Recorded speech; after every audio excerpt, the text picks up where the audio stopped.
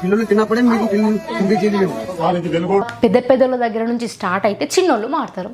కానీ మన ప్రతాపం అంతా చిన్నోళ్ళ మీద చూపించి పెద్దోళ్ళు మారాలంటే కష్టం కదా.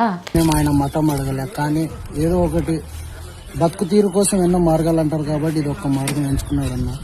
అన్న నీ పేరేమన్నా? నిన్న నేను మార్కెట్కి పోయినప్పుడు మీకు చూపిద్దామని స్పెషల్గా నేను ఈ ప్యాకెట్ తెచ్చిన. ఎప్పుడు వీటిని కామన్గా కొంతమంది పెద్ద పెద్ద ప్యాకెట్స్ కావచ్చు, లూజ్గా కావచ్చు తీసుకుంటారు. బట్ నేను ఈ ప్యాకెట్ తీసుకోవడానికి కారణం ఏంటి అంటే, ఇది అమ్మిన అతను ఒక హిందూ. మరి ఇతను ఇందులో మేబీ ఇప్పి చూస్తే నాకు ఒకవేళ ఇందులో ఏమైనా వాసన రావచ్చు, లేకపోతే ఇందులో ఏమైనా కల్తీలు ఉండొచ్చు, లేకపోతే ఇగో ఇక్కడ ఒక దానిపైన చిన్నగా హోల్ ఉంది, ఇంట్లో పురుగు కూడా ఉండొచ్చు. మరి 10 రూపాయలే కదా అని చెప్పి నేను తీసుకున్నా. ఇక 10 రూపాయలు కదా కలుతుందేమో అని చెప్పేసి నేను పోయి దీని మీద మ్యానుఫ్యాక్చరింగ్ డేట్ ఏది అని చెప్పేసి నేను అడిగిన అనుకో, కొంటే కొని లేకపోతే దొబ్బే అంటారు.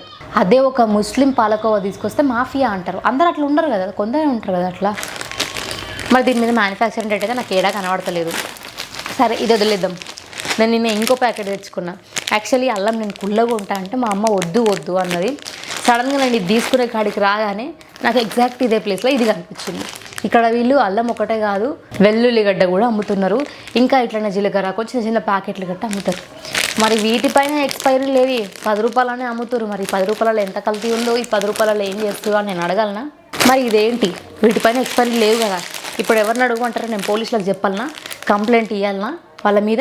అక్కడ అమ్మింది ఒక హిందువే. మరి ఒకవేళ ఇది పాడైపోయి ఉంటే నా పరిస్థితి ఏంటో, ఆల్రెడీ ఇది పొట్టంతా పోతుంది, ఇంకా కొన్నిటికి కొంచెం హోల్స్ లాగా అనిపిస్తుంది నాకు. మరి ఇప్పుడు నేను ఏం చేయాలి? దీని మీద మ్యానుఫ్యాక్చరింగ్ కూడా లేదు, ఎప్పటివరకు యూజ్ చేయాలో కూడా నాకు తెలియదు. అని మనం మాట్లాడతామా చెప్పండి? తీసుకొస్తాం, తింటాం, అంతే కదా. మనకు తెలిసింది అదొక్కటే కదా. మనం కొన్నిసార్లు మిర్చి బజ్జీల్లో వేసే నూనె బాలేదని తెలిసినా తింటాం. ఫాస్ట్ ఫుడ్ సెంటర్లలో నూనె బాలేదని తెలిసినా కూడా తింటాం. హోటళ్ళల్లో మంచిది వాడరు, కొంతమంది కల్తీలు వాడతారు అని తెలిసినా కూడా తింటాం. అన్నీ తెలిసినా కూడా తిన్నప్పుడు ఈ కోవా బన్ను ఒకటి అంత పాపం ఏం చేసిందో నాకు ఇంతవరకు అర్థం కాలేదు. ఇక్కడ ఈ అల్లం, ఇప్పుడు ఈ అల్లాన్ని చూడమన్నా మొత్తం మట్టి ఉంది. ఇక్కడ ఏవో చింపినట్టు ఇట్లా చినిగిపోయినట్టు ఉన్నాయి. అంటే వాళ్ళు ఆల్రెడీ తీసుకున్నప్పుడు తూకం వేసి ఇంత అంత అని చెప్పేసి పెడతారని అనుకున్నాం. మరి ఇంత పెట్టినప్పుడు ఇప్పుడు ఇది ఎండిపోయింది, లైట్గా ఎండిపోయింది, మొత్తం మట్టి ఉంది. ఇక్కడ చూడవచ్చు మరి క్లియర్గా. ఇప్పుడు దీన్ని తీసుకుపోయి నేను ఎక్స్పైరీ డేట్ లేదు, ఏం లేదు, మీరు అట్లా ఎట్లా అమ్ముతారు? నాకు అవసరమే లేదు, నా పైసలు నాకు రిటర్న్. లేకపోతే మీ సరుకు అంతా కూడా ఎక్స్పైరీ లేదు కాబట్టి మీ దగ్గర లైసెన్స్ ఉందా, మీ దగ్గర ఆధార్ కార్డు ఉందా, తీ అని చెప్పి నేను అడుగుతానా? సరే పోనీ ఇదంతా కూడా తప్పు అని చెప్పి పోలీసులకు నేను ఫోన్ చేస్తానా? సరే ఇదంతా కాదు, ఇదంతా రాంగే, ఇక నేను ఎవరికి ఫోన్ చేయను, కానీ సరుకు అంతా కింద పడేస్తానా? ఎంత లాస్ వాళ్ళకి. అంటే ఒక మనిషి 10 రూపాయలకి ఒకటి అమ్ముకుంటున్నాడు అంటే ఆ మనిషి ఎంత ఆర్థిక పరిస్థితిలో ఉంటాడు అనేది ఫస్ట్ మనం అర్థం చేసుకోవాలి. నిజంగా తన దగ్గర డబ్బులే ఉంటే ఈ 10 రూపాయల ప్యాకెట్లు ఎందుకు అమ్ముకుంటాడు? కొన్ని 1000 పెట్టి 100 పెట్టో లేకపోతే ఇంకేదన్నా బిజినెస్ స్టార్ట్ చేసుకుంటాడు. 10 రూపాయలకు అమ్ముకుంటారు అంటేనే మనకు అక్కడ అర్థం కావాలి. ఈ మధ్యకాలంలో అమ్మాయిలు ఇద్దరు అమ్మాయిలు స్టాల్స్ పెట్టుకొని అమ్ముకుంటున్నారు. ఎందుకు? ఇంకా పెద్ద రెస్టారెంట్ పెట్టుకుంటారు, చిన్నగా స్టాల్ పైన ఎందుకు అమ్ముకుంటారు? మీరు చెప్పండి. పోనీ నిజంగా తను చేసిన తప్పే అనుకుందాం మనం కూడా. ఇక్కడ ముస్లిమ్స్ తినరు కోవా బన్ను అని మాట్లాడారు. ముస్లిమ్స్ కోవా బన్ను తింటారని ఇందాక ఆ గోరా గారు కూడా చెప్పారు. అండ్ ముస్లిమ్స్ కోవా బన్ను తింటారు అనడానికి నేను కూడా ఒక వీడియో ముందు పెడుతున్నా, చూడండి. మేము ప్రేమ ఆప్యాయతగా మేము కూడా కోవా బన్ను తింటున్నాం. పొద్దున లేచినప్పటి నుంచి ప్రతి దాంట్లో కల్తీ ఉంటాయి. ఈ 10 రూపాయలకు అమ్ముకునే వీటి కాడ మనం ఎక్స్పైరీ డేట్లు, లైసెన్స్లు, ఆధార్ కార్డులు అడగడం కరెక్ట్ కాదు అనేది నా ఇంటెన్షన్. అంటే ఇప్పుడు వీటికి ఎక్స్పైరీలు అడిగినాం అనుకో గలీజ్ ఉంటుంది. 10 రూపాయలకే అమ్ముతున్నారు వీళ్ళు. సరే ఇప్పుడు 2 ప్యాకెట్లను పక్కన పెట్టేద్దాం. నేను ఒక బన్ను కొన్నా చాలా మంత్స్ బ్యాక్. ఆ బన్ను పైన బేకరీలలో చేసే వాళ్ళు జస్ట్ కవర్లలో కడతారు తప్ప కొన్ని కవర్స్ పైన వాళ్ళ బ్రాండ్ కానీ లేకపోతే వాళ్ళ నేమ్స్ కానీ ఎక్స్పైరీలు కానీ ఏమీ రాయరు కొంతమంది. వాళ్ళ బేకరీ దగ్గరికి వెళ్ళగానే స్మెల్ బాగా వస్తుంటే దానికి టెంప్ట్ అయిపోయి బన్ను తీసుకుంటాం, ఫ్రెష్ బన్స్ కదా అని. అవి జస్ట్ నార్మల్ కవర్లో ప్యాక్ చేసి ఇస్తారనమాట. దాని కాస్ట్ తిప్పి కొడితే 35 నుంచి 40 రూపాయలు ఉంటుంది. దానిపైన ఎక్స్పైరీ లేవు. నేనేం చేసిన, ఒకరోజు ఆ క్రేవింగ్స్ని తట్టుకోలేక ఓ బన్ను ప్యాకెట్ తీసుకొని వచ్చిన. నేను ఆడ ఓపెన్ చేయలేను. నేను ఇంటికి వచ్చి చూసిన తర్వాత ఆ బన్ను ఓపెన్ చేస్తే లోపల మొత్తం ఫంగస్. పోనీ నేను కొన్న 30 రూపాయలకి మళ్ళీ ఆడదాకా పోయి తీసుకోవయ్యా, నీ ఫంగస్ బ్రెడ్ నాకేం అవసరం లేదు, నేను పోలీసులకు పట్టిస్తాను, నేను 10 రూపాయల కంటే ఎక్కువనే పెట్టినాడు పైసలు, నేను పోలీసులకు పట్టిస్తాను, నీ దగ్గర ఆధార్ కార్డు ఉందా, నువ్వు షాప్ ఎట్లా అసలు బేకరీ ఎలా నడిపిస్తున్నావు ఎక్స్పైరీ లేకుండా నేను అడగాలనా? రోజు తయారు చేసే దాంట్లలో ఈ ఎక్స్పైరీలు అడగడం కరెక్ట్ కాదు. బన్నులకి ఎంత కాదనుకున్నా వారం రోజులు మ్యాక్స్ ఉంటుంది. ఎందుకు ఉంటుంది అంటే నా దగ్గర ఒక బన్ను బ్రెడ్ ప్యాకెట్ ఉంది కాబట్టి అది చూసే చెప్తున్నా. సరే ఇది మీ నమ్మట్లేదా, నేను తెచ్చి చూపిస్తాగండి. ఫైనల్గా అయితే ఇక్కడ నేను బన్ను తెచ్చిన. నేను ఈ బన్ను తీసుకొని పోయిన రోజు కూడా మంచి స్మెల్ వస్తుంది అనమాట ఈ బన్ను తయారు చేసే ఫ్యాక్టరీస్ దగ్గర. దానికి టెంప్ట్ అయ్యేదినా. సో దీనిపైన ఇది ఎప్పుడు తయారు చేశారు అంటే 2/2/26. దీని ఎక్స్పైరీ ఎప్పుడు అంటే 9/2/26.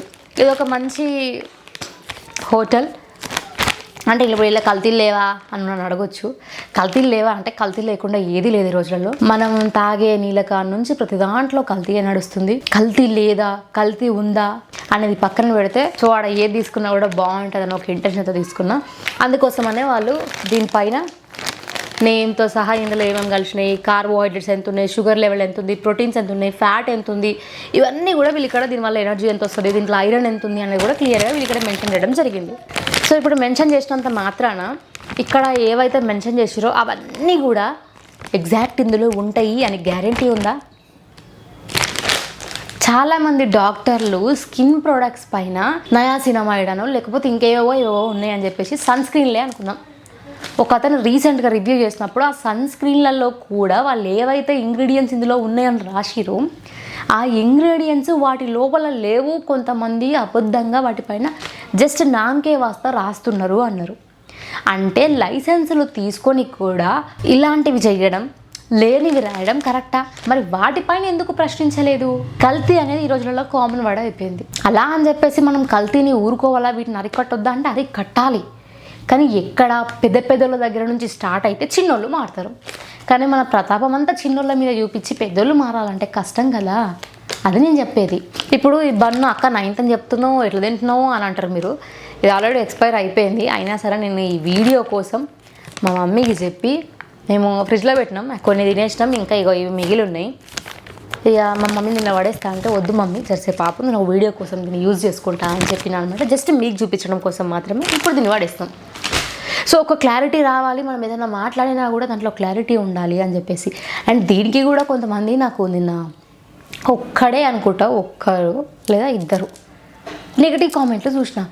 అరే నాకు అర్థం కాదు, ఒక చిన్న వ్యాపారి పైన పడ్డప్పుడు అదే వ్యాపారం నువ్వు చేసి అలాంటి సిచ్యువేషనే నీకు వచ్చిందనుకో, వేరే వాళ్ళు నీకు సపోర్ట్గా మాట్లాడితే నువ్వు ఇలానే నెగిటివ్గా మాట్లాడతావా? అండ్ ఏదో మాట అన్నాడు నా ఛానల్ గురించి, నా గురించి తెలియకుండానే నువ్వు కామెంట్ చేసినావంటే అక్కడనే నీ బుద్ధి అర్థమైపోతుంది.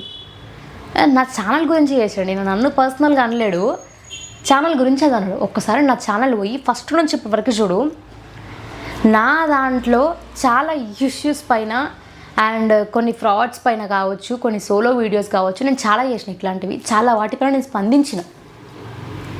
అండ్ నువ్వు వీటిపైన ఎందుకు స్పందించలేదు అంటే నా వరకు వచ్చిన ప్రతి ఇష్యూను, నేను చూసిన ప్రతి ఇష్యూను నేను స్పందించిన. అండ్ ఇంకా కొన్ని ఎందుకు స్పందించలేదు అని మీరు అడగొచ్చు. మేబీ ఆ టైంలో నేను బిజీగా ఉండొచ్చు, లేకపోతే చూసి ఉండకపోవచ్చు, ఇట్లాంటివి జరగవచ్చు. కానీ నా వంతు నేను ట్రై అయితే చేసిన.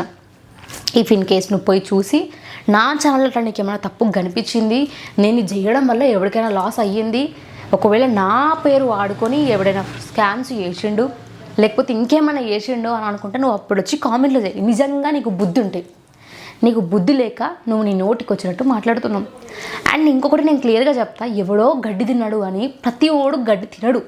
ఇతను కూడా అదే మాఫియానా కాదా అని 1-10 సార్లు మనం ఎంక్వైరీ చేసి బ్యాక్గ్రౌండ్ మొత్తం చూసిన తర్వాత అప్పుడు అనాలి ఇలాదొక మాఫియా అని.